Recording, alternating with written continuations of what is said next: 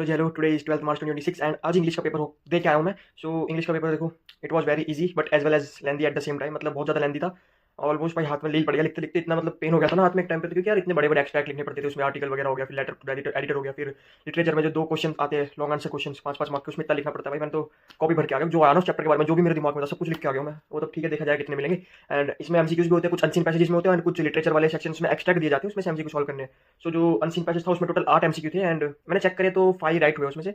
But देखो I am not sure, क्योंकि Gemini अभी एक्सट्रैक्ट वाला बेस्ड जो क्वेश्चन है, मतलब जो अनसीन वाले जो क्वेश्चन है वो सही से नहीं बताता आई थिंक, क्योंकि अनसीन पैसेज का तो देखो आंसर सीबीएसई वालों के पास ही होता है। मेरे को ये भी नहीं पता 5 राइट सही है भी है या 5 से ज्यादा रॉन्ग है मेरे, आई डोंट नो। बट हाँ, मैंने इतना देखा है तो उसमें से 8 में से 5 राइट इसमें हुए। और जो लिटरेचर सेक्शन है वो तो देखो जेमिनी बता ही सकता है, मतलब जेमिनी एआई है तो उसको तो पता ही होगा लिटरेचर में कौन कौन सा सही है। तो लिटरेचर में टोटल 7 एमसीक्यू थे और उसमें से मेरे उसमें भी 5 राइट हुए, 2 रॉन्ग हुए। तो ऑल तो टोटल 13 एमसीक्यू में से 10 राइट हो गए, तो ठीक है। अभी वैसे सिर्फ एमसीक्यू नहीं थे, इसमें बहुत सारा पार्ट आता है, राइटिंग स्किल्स आ गई जिसमें नोटिस होता है, आर्टिकल होता है, फिर इन्विटेशन होता है, लेटर टू द एडिटर होता है। तो ये चारों मैंने करे हैं। बट इसमें ऑप्शन में क्या था, रिप्लाई था, फिर जॉब एप्लीकेशन थी और रिपोर्ट राइटिंग थी। तीनों में मतलब मैंने पढ़ाई नहीं था ये, क्योंकि मुझे पता था ये ऑप्शन में आने वाले। तो जो मेरे को सही लगा वो मैं पढ़ के चला गया। मेरे को आर्टिकल और इन्विटेशन फॉर्मल डिफॉर्मल सॉरी फॉर्मल और इनफॉर्मल दोनों इजी लगे मेरे को। इन्विटेशन फिर आर्टिकल इजी लगा और लेटर टू एडिटर इजी लगा, जॉब एप्लीकेशन ज्यादा इजी था वो।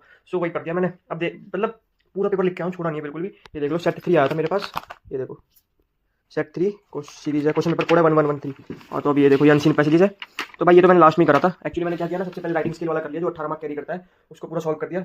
राइटिंग स्किल जिसमें वही आ गया, नोटिस वगैरह आ गया, लेटर लेटर आ गया, वो सब कर दिया। फिर उसके बाद लिटरेचर चला गया जिसमें 40 मार्क का होता है। तो राइटिंग में मेरे को लग गए थे करीब करीब, जब 6 पे सुई पहुंची थी, 6 से 40 50 मिनट लग गए थे पूरी राइटिंग को, मतलब ये 45-50 मिनट्स लग गए मेरे को ये करने में। एंड उसके बाद लिटरेचर करने में मेरे को लग गए थे करीब करीब पूरे के पूरे पूरा 1 आवर 35 मिनट्स मेरे को लिटरेचर में लग गया। मतलब भाई लिटरेचर बहुत ज़्यादा लेंदी था ना, वही मैं कह रहा हूँ, बहुत ज़्यादा लेंदी था।